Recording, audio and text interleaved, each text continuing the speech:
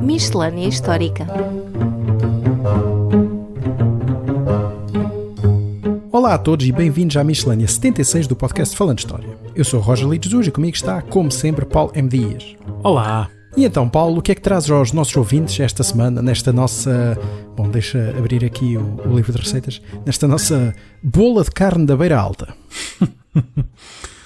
Bom, esta nossa miscelânea sai originalmente a 28 de outubro de 2024, por isso aproveito para falar do elefante na sala. Bom, eu pelo menos estou aqui a gravar sozinho, tu não sei, mas um elefante na sala, não sei do que é que estás a falar. Não, ainda não chegámos ao ponto de chamar elefante ao marco, mas neste caso estou a referir-me não só ao elefante, mas também ao burro, porque são, respectivamente, os símbolos dos partidos republicano e democrata dos Estados Unidos da América, país que vai a eleições presidenciais na próxima semana, dia 5 de novembro.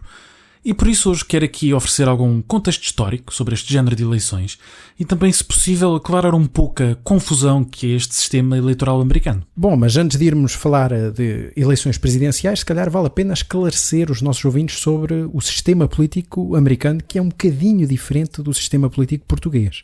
Essencialmente, os Estados Unidos são uma república presidencial, ou seja, é um sistema onde quem governa é o presidente, mas onde existem, no fundo, 3 ramos de governo.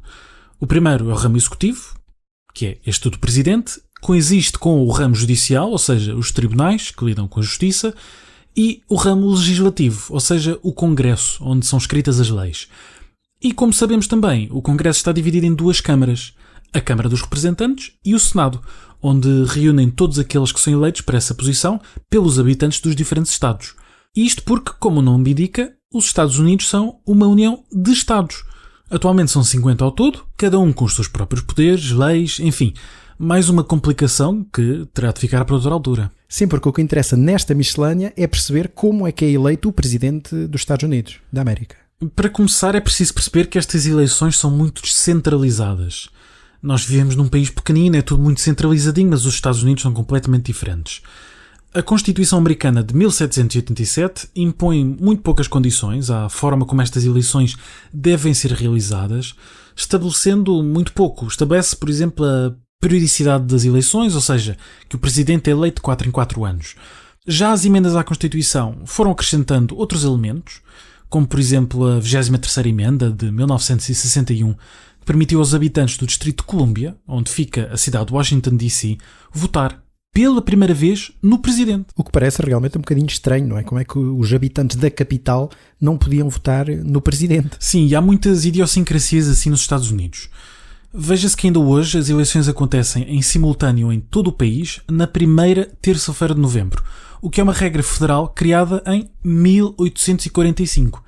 Mas, no geral, as regras federais são parcas, pelo que os Estados têm muita margem de manobra na hora de definir estas regras básicas para as eleições presidenciais, desde o recenseamento eleitoral até à forma como os votos serão contabilizados no final. Ou seja, os 50 Estados acabam por ter regras diferentes, o que não só gera uma grande confusão, como dá origem a vários fenómenos de manipulação de votos, digamos assim, sobretudo por intermédio do arranjo das linhas dos círculos eleitorais, o famoso gerrymandering. Mas isso já fica também para outro episódio, até porque falta falar do órgão central no meio disto tudo, que é o famoso Colégio Eleitoral. É isso mesmo. E o Colégio Eleitoral existe porque as eleições americanas não são diretas. Ou seja, os habitantes de cada estado, seja a Califórnia ou a Flórida, estão a votar não no presidente, mas num eleitor que fará parte desse colégio.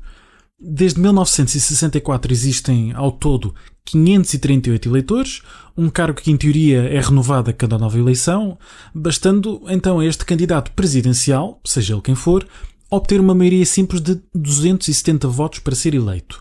Isto porque cada estado tem direito a um número pré-definido de eleitores deste colégio eleitoral, que é proporcional ao número de habitantes. E depois há aqui também ainda a questão da forma como esses votos são contabilizados, ou seja, os estados também têm sistemas diferentes. Que é aquilo que geralmente se chama o sistema de winner take all, ou seja, o vencedor ganha tudo, não é assim? Sim, é isso mesmo, é esse o nome, que é aliás muito parecido com uma música do ABBA.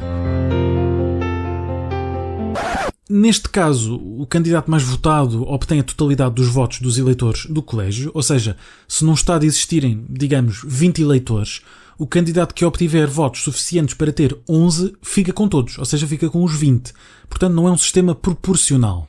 Já nos casos dos estados do Maine e do Nebraska, os eleitores acabam divididos consoante o número de votos, portanto, 2 casos proporcionais.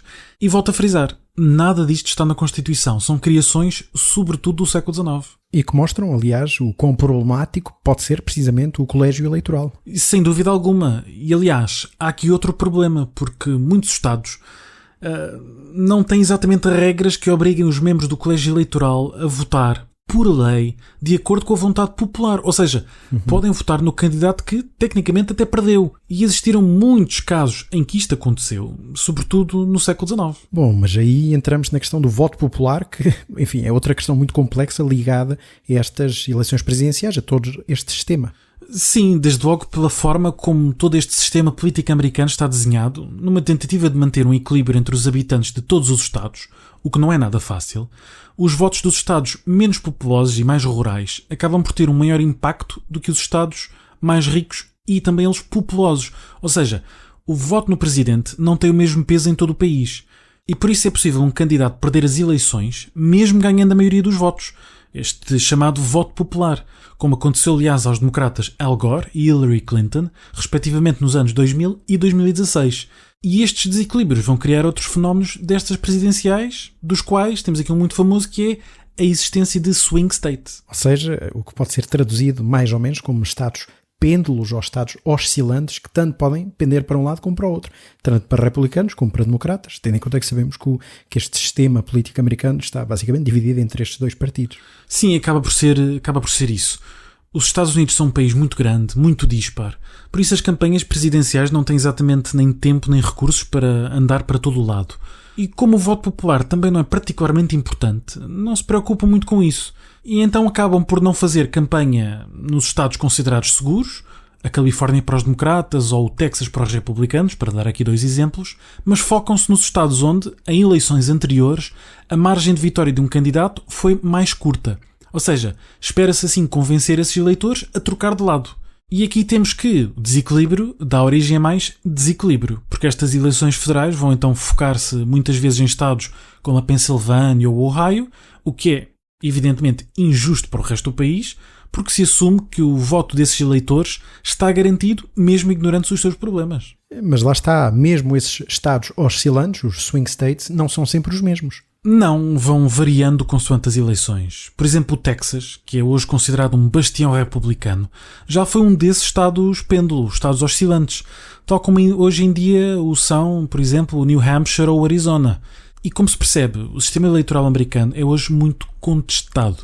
Pede-se a reforma ou mesmo a extinção do colégio eleitoral para se ter então eleições universais e diretas, onde cada voto tenha, de facto e não apenas no papel, o mesmo valor. Mas se isso chegar de facto a acontecer, é outra questão completamente diferente, até porque aqui nós falamos do passado e não fazemos grande futurologia. Exatamente, e aliás penso que se percebeu também em como grande parte destas questões já estão definidas na Constituição Americana, de finais do século XVIII, mas outras, na realidade, foram sendo acrescentadas ao longo do tempo, portanto não está propriamente nada escrito na pedra, com grande autonomia dos próprios Estados. Sim, de todo. Mas então, Roger, do que vens tu hoje falar? Desta vez trago uma notícia recente que pôs tudo em ebulição, inclusive nós os dois, não é, Paulo? Que é o documentário sobre o ADN de Colombo, que passou na televisão espanhola no passado dia 12 de outubro. O documentário chamava-se precisamente Colón ADN, Su Verdadeira Origem, e portanto podem ver, o meu castelhano é brilhante. E se ainda não ouviram falar disto, não faz mal, porque pelo título se percebe que eles iam revelar, ou melhor, é o que eles iam dizer, que iam revelar a verdadeira origem de Colombo. Su propio hijo dijo que siempre quiso ocultar su identidad y realmente escondía un pasado desconocido. Todo esto no sería importante con cualquier otro personaje de la historia. Pero la verdad es que llevaba 20 años detrás del hombre que cambió el mundo y la historia para siempre. Había fallecido hacía 5 siglos y se llamaba Cristóbal Colón. Bem, e é um dos piores segredos Não há segredo nenhum, a não ser para os teóricos da conspiração, que gostam sempre de alimentar estas questões.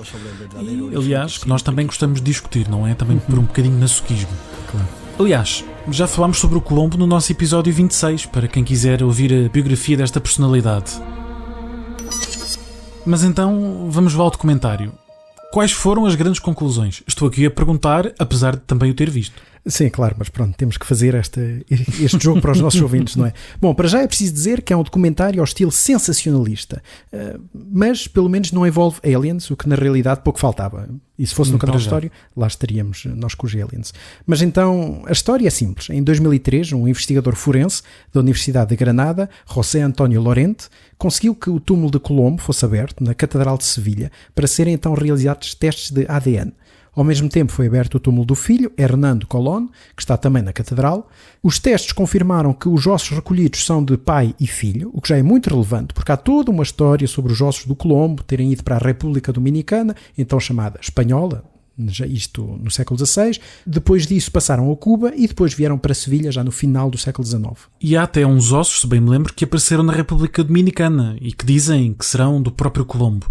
Por isso é relevante, na verdade, porque vem comprovar então que este é o Colombo que ali está enterrado, através da comparação com o ADN do seu filho.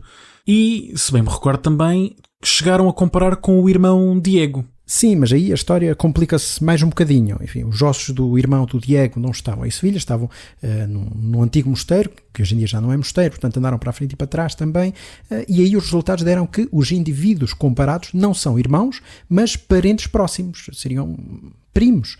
Mas na realidade o documentário levanta muitas dúvidas se os ossos identificados como sendo de Diego são realmente dele ou não, tendo em conta que deram muitas voltas. Quer dizer, e isto para ser rigoroso, o documentário não levanta esta dúvida. Nós é que estamos aqui a levantar esta dúvida porque não fica nada esclarecido. E quanto ao resto? Quanto então à origem célebre do Colombo? Bom, como os nossos ouvintes podem imaginar, essa foi obviamente a pior parte.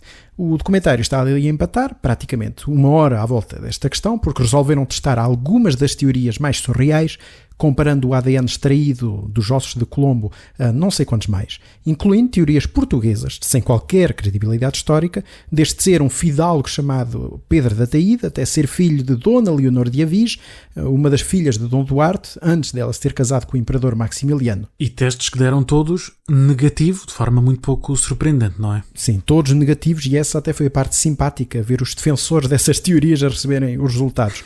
E alguns deles a dizerem logo que isso não afetava as suas ideias, portanto podemos ver também como é que funcionam essas teorias. Enfim, quando faltam 15 minutos para o fim do documentário, entramos então na grande notícia de que o ADN tem, e cito aqui textualmente o que foi dito no documentário, e vou traduzir, rasgos compatíveis com origem judaica. E é só isto, mais nada.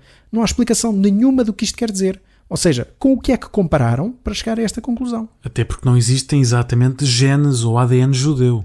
Claro que não há nada que possa levar a esta conclusão, mas o pior não é isso, é que o responsável pela investigação informa um fulano, que tem uma teoria do que o Colombo era um judeu sefardita em segredo e que assumiu outra identidade para fugir às perseguições.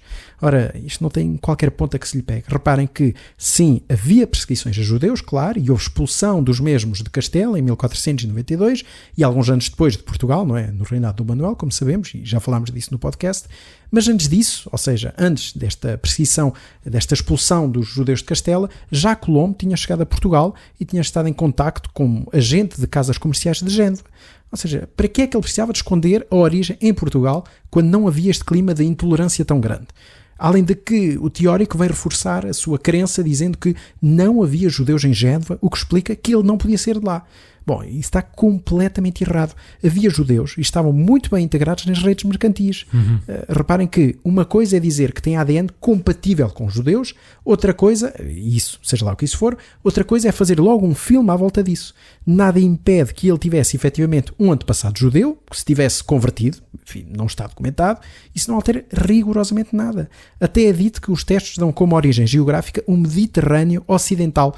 O que bate certo, que eu saiba, Génova fica no Mediterrâneo Ocidental. Sim, E, portanto, há uma distorção do que até poderão ser resultados bastante interessantes. Sem dúvida alguma, mas isto é o que nós podemos dizer do ponto de vista histórico. Do ponto de vista genético, há ainda muitas mais dúvidas levantadas por colegas da área sobre a fiabilidade dos dados extraídos daqueles ossos que foram retirados precisamente de Sevilha. E por isso é que precisamos que o estudo seja publicado. Ou seja, não basta aparecer no documentário, é preciso que este investigador publique os dados para que sejam debatidos pela comunidade científica, porque até lá ficamos na mesma quanto à origem de Colombo. Seria genovês. E ainda não se lembraram de dizer que terá nascido ali na zona de Benfica. E daí estar lá o centro comercial com o seu nome. Já estivemos mais longe. Não convém darmos mais ideias, até porque Colombo, sendo uma personagem, como referimos no nosso episódio sobre o próprio, era até bastante desagradável. Não percebo tanto interesse por ele, mas enfim. Não. Em termos de sugestões da semana, o que trazes? Esta semana trago um livro publicado, o resultado de um projeto de investigação da Universidade Nova de Lisboa. É um livro coordenado por Maria de Lourdes Rosa e Rita Sampaio da Nóvoa, intitulado Vínculo do Mês, uma experiência de comunicação de ciência 2019-2024. E o livro é basicamente um conjunto de textos que advém de um projeto financiado com fundos europeus, o projeto Vínculo, que procura estudar a questão da vinculação de terras em Portugal, enfim, desde a Idade Média até ao período moderno. As terras vinculadas eram terras, enfim, de forma muito simples, que podiam ser instituídas em morgadio ou em capelas, e a partir desse momento a terra estava vinculada até aos fins do tempo, ou seja, saía do mercado, ficava um bem de mão morta, como se dizia na época, e é um projeto muito interessante. E o que o projeto fez foi juntar uma série de escolas e fazer esta experiência de comunicação da ciência, pôr alunos a trabalhar os dados históricos para se chegar mais longe no público. E, portanto, este livro, que está disponível em papel, mas também numa versão digital, e deixamos o link para os nossos ouvintes que quiserem conhecer, como eu estava a dizer, o livro reúne esse conjunto de textos, que é o resultado então desta colaboração entre investigadores e alunos de várias escolaridades. E tu, Paulo, qual é a tua sugestão da semana? Esta semana trago um livro que, no fundo, é um segundo volume. É uma obra de Eric H. Klein, depois de 1177 a.C., O Colapso da Idade do Bronze e a Guerra das Civilizações, publicado pela Alma dos Livros em 2024, a quem agradecemos a oferta deste exemplar. E é um livro que, como se percebe, fala da sobrevivência ou do colapso de várias civilizações na bacia do Mediterrâneo, nesta transição da Idade do Bronze para a Idade do Ferro. Ora, este livro vem na continuação de um primeiro, que saiu em 2022, e o qual recomendámos, aliás, na nossa missão histórica número 32, já há mais de 2 anos. E, portanto, é aqui uma continuação. Quem leu o primeiro volume tem agora o prosseguir, depois do colapso, a reorganização e a reformulação destas civilizações e o desabrochar de outras. E pronto, é tudo nesta Miscelânea 76 do podcast Falando História. Como sempre, agradecemos aos patronos, se querem juntar a esta comunidade e contribuir para este nosso podcast com valor, a partir de um valor simbólico de 2€, é só seguir o link que deixamos na descrição deste episódio. Já sabem, o nosso e-mail está sempre aberto a qualquer sugestão ou qualquer comentário que queiram fazer em falandohistoriapodcast@gmail.com, e a edição do áudio é, como sempre, do nosso primoroso Marco António. É tudo desta vez, vemo-nos na próxima semana. Até à próxima. Até à próxima.